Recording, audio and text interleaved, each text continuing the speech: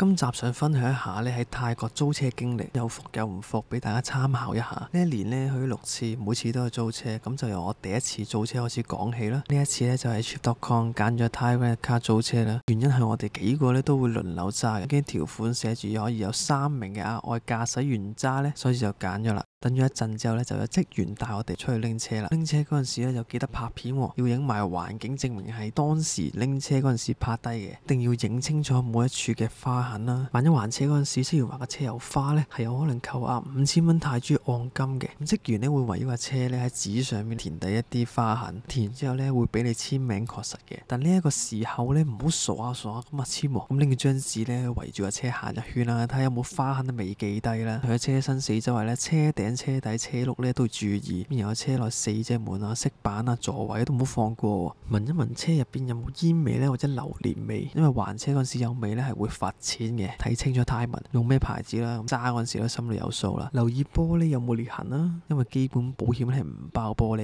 嘅。基本保險咧唔包因為路爛而導致架車受損啦、水浸損毀啦、頭玻璃啦、車燈啦、車頂啦，或者係由未有登記嘅額外駕駛人揸呢架車嗰陣時損毀啦。如果有需要咧，係可以買額外嘅保險嘅。今次呢部車咧只係行咗萬幾公里，比較新淨啦。車尾咧係足夠放4個20寸嘅行李箱嘅。當晚還車時間係7點，職員話咧可以喺10點前咧還車嘅。結果我哋咧由芭提雅去 BK 嘅機場嗰陣時行錯咗路，見到機場牌咧就跟住去啦。咁原來係去另一個國際機場嘅。入完油之後咧就已經超過10點啦。打電話去問職員咧，佢話泊低架車喺拎車點，然後去到租車時嗰個櫃台咧將條車匙掉入個鎖匙盒，咁就完成啦。成個過程咧就冇職員嘅檢修下完成嘅。將車停低咗喺泊位之後咧，我都圍住架車咧影一圈喎，咁以保障之後嘅花咧係其他人整花嘅。成個租車嘅體驗咧都幾滿意，車嘅里數低啦，夠新淨，提供翻對應嘅型號啦。遲咗好多還車咧，冇俾人罰錢喎。咁有機會咧，其實會再次揀翻呢一間租車公司嘅。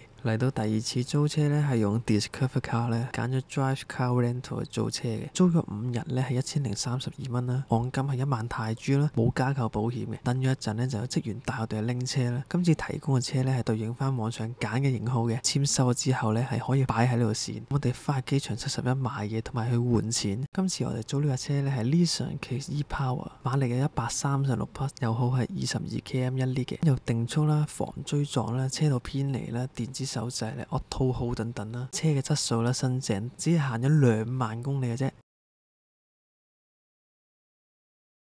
地板油。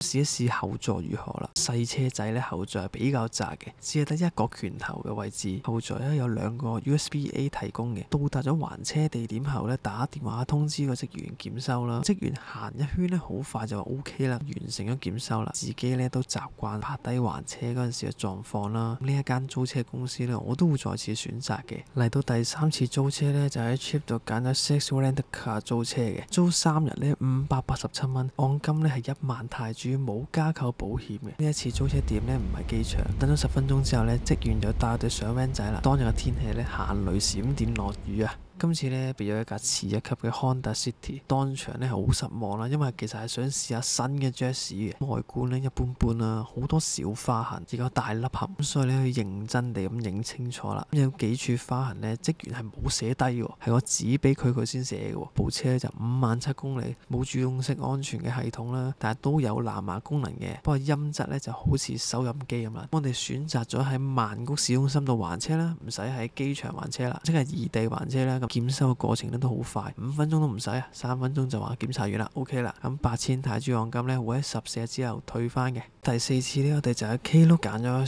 Shake Rent 雞仔租車啦。我哋今次咧5個人咧想坐舒服啲喎，又有5個20寸嘅行李啦，所以就揀咗大型嘅 SUV 啦。咁由於網上揀咧係新款車，所以咧我哋就加錢買咗個全保啦。部車咧就真係非常之新嘅，只有唔到1000公里。2日租車連埋全保咧係931蚊嘅。嘅。今次咧異地還車 ，DMK 機場附近拎車啦，然後咧係喺 BKK 機場嗰邊還車嘅。咁由於車太新啦，咁一定要影清楚每一處嘅花痕啦、賓把底啊都唔好放過，唔好怕麻煩，捉住個職員叫佢寫低。門咧係最有其他車嗰陣時開門撞花嘅，打埋燈影清楚啦。留意車鈴好多時咧都會有撞薄嘅花痕，前面車頭鬼面罩頭咁位置咧係會有好多彈石仔嘅花痕嘅。還車此一鐘咧係免費嘅，所以咧我哋好好咁利用埋呢一個鐘啦。咁我就簡單講下部車咧，型號係 Haval Gradient HEV， 引擎咧1.5公升 Turbo， 馬力有93匹，配合埋呢個混能摩打輸出總共有187匹嘅，用 DCT 波箱，足夠喺日常使用噶啦。底膽紮實，避震舒服，過爛路嗰陣時咧避震大約吸收到80%嘅震動，十分之舒適。其他功能咧有 ACC 啦，自動緊急剎車、前後撞擊預警、盲點偵測、車輛偏移警告、Link Keep 自動泊車系統啦，應該有嘅安全功能咧佢都有噶啦。Google CarPlay 咧係需要連接 USB 線使用嘅，轉波咧係旋轉式按鈕。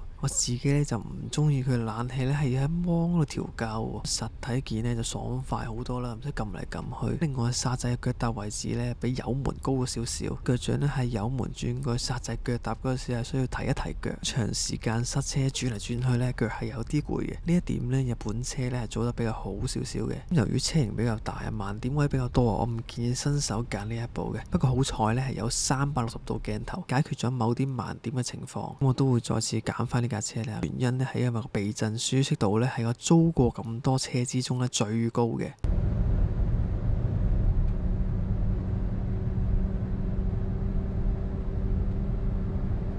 第5次咧就係 Trip.com 揀 Avis 租車啦，租2日連基本保險咧係438蚊。取還車地點咧係喺曼谷嘅市區 ASOS 站附近嘅。咁我哋附近咧住咗幾日酒店，然後嚟呢個拎車咧去芭提雅十分之方便嘅，處理嘅手續好快啫就搞掂啦。然後咧喺出邊等拎車咧，不過俾一架係我租咁多次車最舊嘅一架。我租車嗰陣時咧，俾張圖職員問下佢可唔可以換車啦。佢話呢架同級車喎，咁當場非常之失望，真係寧願俾多少少錢去遠啲拎一架哈弗，勁後悔啊！咁賓把啊，車身外殼好似就跌出嚟咁樣，成架車咧好似俾人強烈摧殘完啊！頭玻璃防曬太陽自己舊咗，令到視野咧畫面曲折，揸到眼咧都唔舒服。波箱又錯，落雨嗰陣時咧連水布都刮唔清。咁座位咧就有啲陳年嘅舊色啦，咦好似好核突咁樣。不過咧只租2日咁，所以就算啦，照樣揸啦。咁以後咧真係唔會再揀翻呢一間啦。呢一架車咧 Suzuki Ciaz， 咁最大驚喜係車機好彩係由藍牙，但係聽個音質咧就好似收音機咁啦。不過好過冇啊。車嘅里數已經超過17萬公里，超粗米。到咗還車地點之後咧，職員就好快嚟檢收啦，行一個圈啦，簽一個名就搞掂啦。有咗第5次咁差租車經驗咧，咁第6次咧就再次係呢個 trip 揀翻 Carland 計仔租車啦，租翻哈弗 SUV 揸嘅。今次咧連續租5日，連埋基本嘅保險咧，只係1043蚊，咁好抵租啦，200幾蚊油喎。咁現場望一望其他嘅車款咧，都好新淨，亦都見到有一部咧新款嘅 Camry， 就算比其他車款都衰極有限啦。租車點咧就唔近鐵路站嘅，需要 call 車去到嘅，處理完簡單嘅手續咧，好快就拎到車啦。今次部車咧只行咗8000幾公里嘅啫，車身嘅內外咧都清潔得好乾淨，非常舒適嘅租車體驗啦。尾箱實拆咧最多係可以放到5個20寸嘅行李箱嘅，今次咧我哋係放24寸，再加一個32寸行李箱，仲有少少位啦。我哋係異地還車，喺 BKK 嗰邊還車嘅，路邊咧就有水牌啦，好容易咧就揾到還車點啦。現場咧亦都有職員即時處理還車嘅程序，亦都好快完成。還車時間咧1個鐘咧係唔使錢嘅。今集咧就講住咁多先啦，下集再見啦。開睇呢個自動泊車系統，你就要掃描左邊啦，打左指揮燈。OK， 踩剎車，鬆開軚盤並長按呢個2秒。好，鬆開。好啦，而家自動泊㗎啦。睇下想泊邊個位先。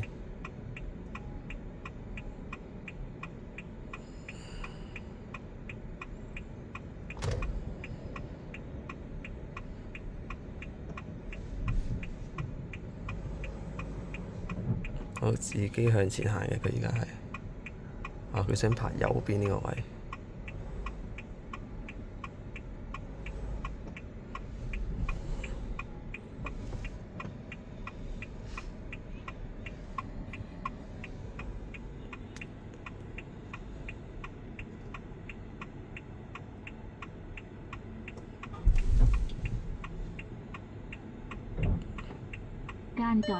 OK， 拍得幾衰，出咗界嘅係，重新拍過下等我。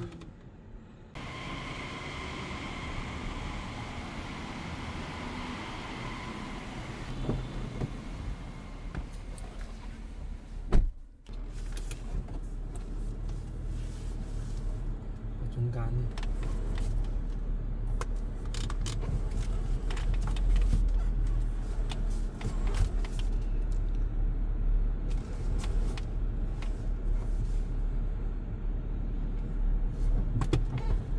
拍完。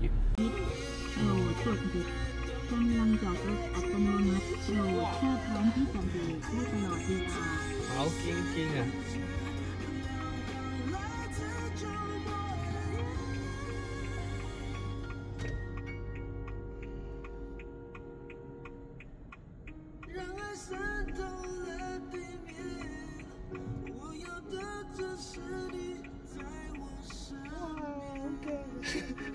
做咩佢自己下車？